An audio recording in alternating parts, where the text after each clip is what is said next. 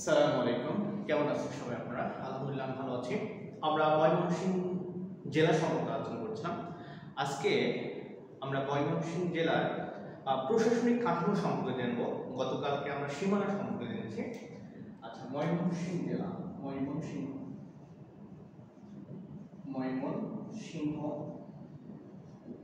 জেলা প্রশাসনিক কাঠামো সম্পর্কে জানবো। প্রশাসনিক কাঠামো,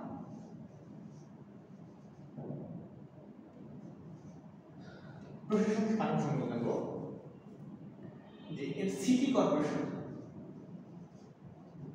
কর্পোরেশন ময়মনসিংহ জেলার সিটি কর্পোরেশন একটি, এটা কি ময়মনসিংহ সিটি কর্পোরেশন, এবং উপজেলা রয়েছে 13টি, থানা রয়েছে।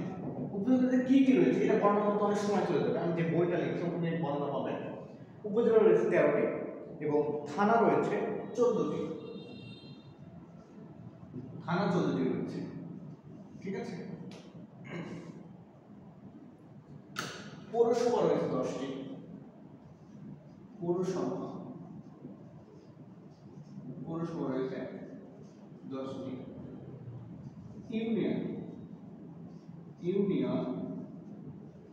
ইউনিয়ন পরিষদ রয়েছে 145টি, ঠিক আছে। এরপর আমরা দেখি জাতীয় সংসদীয় আসন,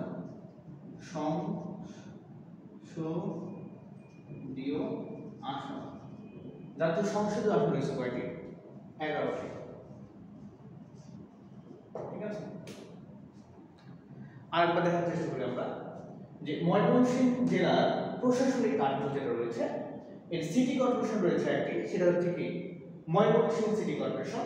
উপজেলা রয়েছে 13টি, থানা রয়েছে 14টি, পৌরসভা রয়েছে 10টি, ইউনিয়ন পরিষদ রয়েছে 145টি এবং জাতীয় সংসদের যে আসন সেটা হচ্ছে 11টি রয়েছে। ধন্যবাদ সবাই।